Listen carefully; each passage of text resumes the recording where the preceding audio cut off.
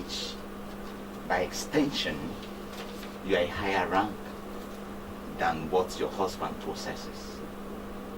How do you relate with people that's the members of the public? Because there is this thing, oh, I don't want to deal with her, she's a wife of a police officer, therefore, how do you relate with the members of the public? Do you know we don't tell them who we are?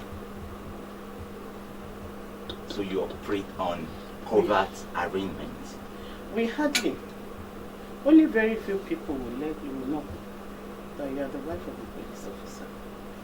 Reasons. Is this by training or by what? No. You just discover that, okay, you are in a public transport and they see police afar off. And he picks up money from his pocket and begin to curse the money because he wants to give a policeman. In that situation, will you say, please, I'm a police officer's wife, stop cursing now? They will hold on to you and, deal with you well. So you keep quiet. So most of the time, because most people don't understand where you're coming from. They don't understand your own pain of leaving your husband to the public 24/7, of him not coming home. Sometimes he will do 24-hour work. Of him now, my husband is CP, our phone, his own phone does not stop ringing. Either 2 or 3 a.m., nobody wants to know he has to sleep. And then because I'm a light sleeper, I wake up. And then no matter whatever it is the conversation is, after the person has stopped, had finished talking, we do our own before we could catch up some sleep again. So who do you explain to your pain? Your pain of your children not seeing their fathers? Or is it the pain of salary not being enough? Who do you want to explain to? So you just leave the public the way they are and deal with them as a civilian.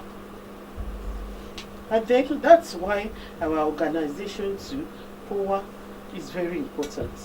When you are amongst them, you are amongst your own people, that they understand we are all going through the same pain together, we are all facing the same kind of situation, so we flow along with each other. Now, what is the primary aim of power? What are their missions and visions? Okay, the primary aim. We have touched one of it. That we understand each other. That we share each other's pain. That when you come together, you don't have to pretend to be okay if you are not okay. You can talk about what you're going through, either with one of the children, either with schools, either what to do or whatever. You can talk about it. And then it's also difficult for us to trade among the public. Because 1 minute I have a shop somewhere, and then 1 minute they transfer my husband and I want to go with him. I could lock up that shop for 6 months. And then they can loot it, they can do everything.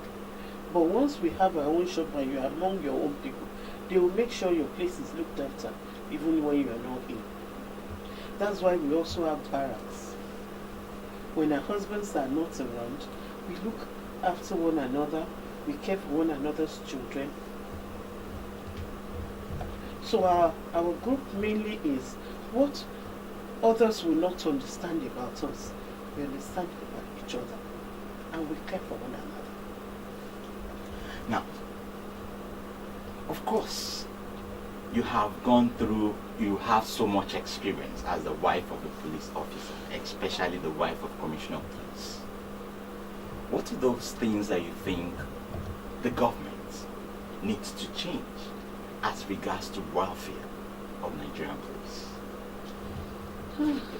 The first thing is this, that discourages a lot of officers, is that let them be promoted according to how much they've put in.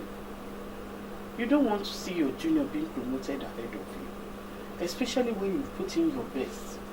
You've not been accused of anything, you've not been faulted for anything, and then your promotion is held back for one reason or the other, of state or whatever.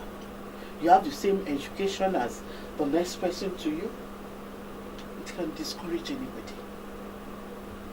Of course, police is plenty. To fight crime, they need equipment. They need vehicles.